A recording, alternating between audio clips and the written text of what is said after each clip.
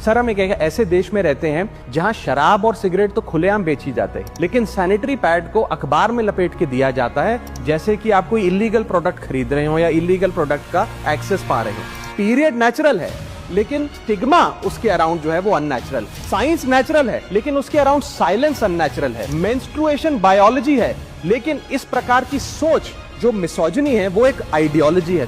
Deep rooted cultural taboos और religious notions के चलते जो महिलाएं अपने पीरियड से गुजर रही होती है, उन्हें एक इम्प्योर या अशुद्ध कहकर किनारे कर दिया जाता है। उन्हें किचन में प्रवेश नहीं करने दिया जाता। बहुत जगहों पे उन्हें सामाजिक फंक्शंस में नहीं आने दिया जाता है। एक नेशनल सर्वे बताता है कि 2014 में जब ये सरकार बनी थी तो पेट्रोल 55 रुपए प्रति लीटर पे बिकता था। आज पेट्रोल 100 रुपए प्रति लीटर पे बिकता है। डीजल पे बिकता था 45 रुपए प्रति लीटर, वो डीजल आज 90 रुपए प्रति लीटर पे बिक रहा है सर। गैस का सिलेंडर 400 रुपए का मिलता था बाजार में 2014 में जब इनकी सरकार आई थी। आज वो गैस का सिलेंडर 1100 रुपए का हो गया सर, 1100 रुपए का। दूध 1 लीटर 36 रुपए का मिलता था, दूध आज 60 रुपए प्रति लीटर हो गया है। और सर सीएनजी 40 रुपए प्रति यूनिट प्रति केजी मिला करती थी, आज वो सीएनजी 80 रुपए प्रति यूनिट मिलती है सर। कि बड़े बड़े उद्योगपतियों के, अपने दोस्तों के बड़े बड़े लोन्स इन लोगों ने माफ कर दिए। 74,000 रुपए का कर्जा आज देश के हर किसान के सर पर है सर। अगर किसान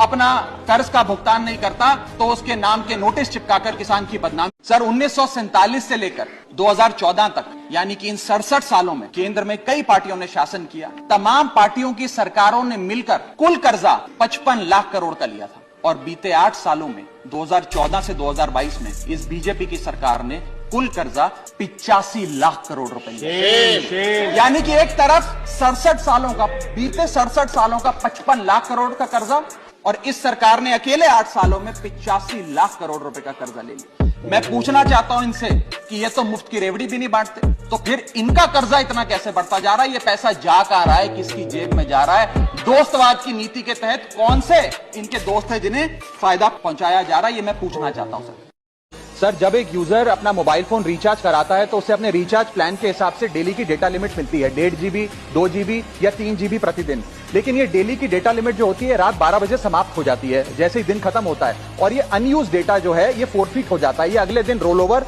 या नेक्स्ट डे कैरी फॉरवर्ड नहीं होता है। कंज्यूमर से पैसा तो पूरे डेटा का लिया जाता है, लेकिन ये अनयूज डेटा, जो बचा हुआ डेटा होता है, ये एक्सपायर हो जाता है जैसे दिन समाप्त होता है। सर फर्ज करिए कि महीने की शुरुआत में आपने अपनी गाड़ी में 20 लीटर पेट्रोल भरवाया, महीने के अंत तक 15 लीटर पेट्रोल कंज्यूम हो गया, 5 लीटर बच गया, तो क्या महीने के अंत पर पेट्रोल पंप वाला आकर आपको कहता है कि 5 लीटर पेट्रोल वापस कर दो क्योंकि उसकी वैलिडिटी समाप्त हो गई? नहीं, क्योंकि आपने पैसा पूरे 20 लीटर का दिया है। ठीक इसी तरह जितने डेटा का पैसा हमसे लिया जाता है उतना डेटा हमें यूज करने दिया जाए, वो एक्सपायर